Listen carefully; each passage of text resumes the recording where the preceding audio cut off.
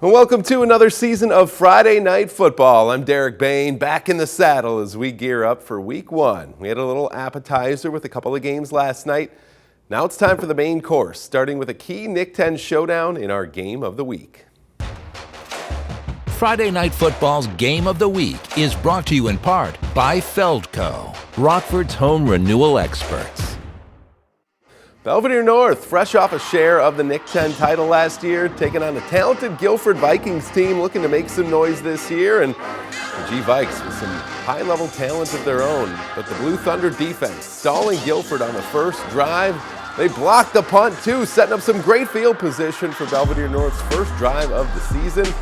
And yeah, that drive's going to end in a rumbling, tumbling touchdown for Andrew Bucci, finding his way into the end zone for a 7-0 Blue Thunder lead in the first. And the neon-clad student section, you know they're loving that.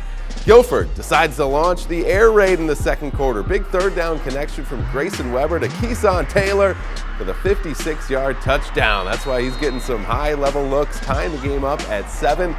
The student section, you know that they're showing out in full force here, and it's looking like Jersey night out there. And Coach Capriati says if it ain't broke, don't fix it here. Another huge throw by Weber. This time it's to Jordan Lopez over the top of the Blue Thunder defense. He gets behind him and scrambles down and just makes his way over the goal line. A botched snap on the extra point would make it 13-7 Vikings into the second half. North needing a little momentum.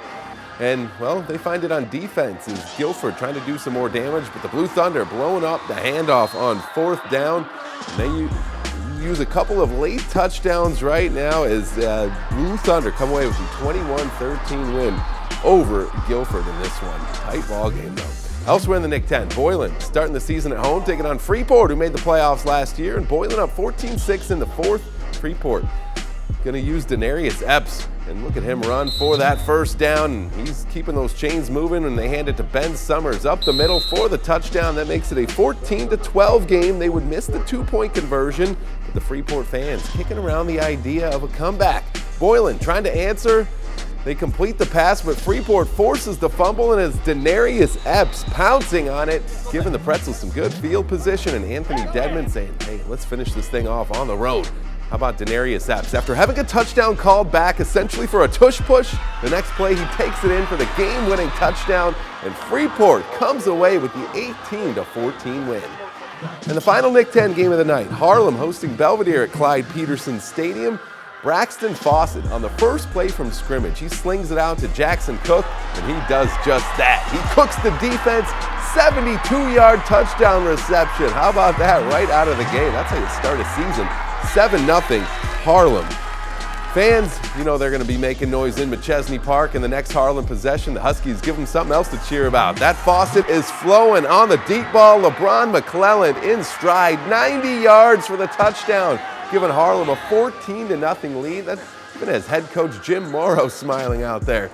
Harlem getting it done on D as well as the Bucks go to the air trying to come back, but Micah Everett leaps and makes the interception as Harlem comes away with the 30-3 victory to open the season in style. Non-conference action here. Stillman Valley opening up the season with a tough test against Marengo. You know they're always rocking in Stillman.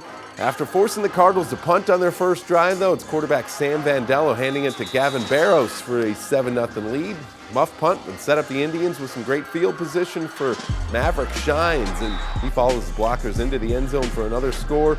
Stillman Valley trying to regroup after a bit of a slow start there. They would force a 4th and short, but Maverick shines again, taking the direct snap, finds the open field, scampers into the end zone for his second TD and a half, and Marengo not slowing down as Sam Vandello finds who else but Maverick Shine deep down the field, his third touchdown of the half. Marengo rolls 42-7. We've covered a lot of action so far. Still more Friday Night Football to come. Up next, we head to the NUIC where a pair of old rivals meet up to get the early leg up in the conference. Stick around, more F&F coming right up.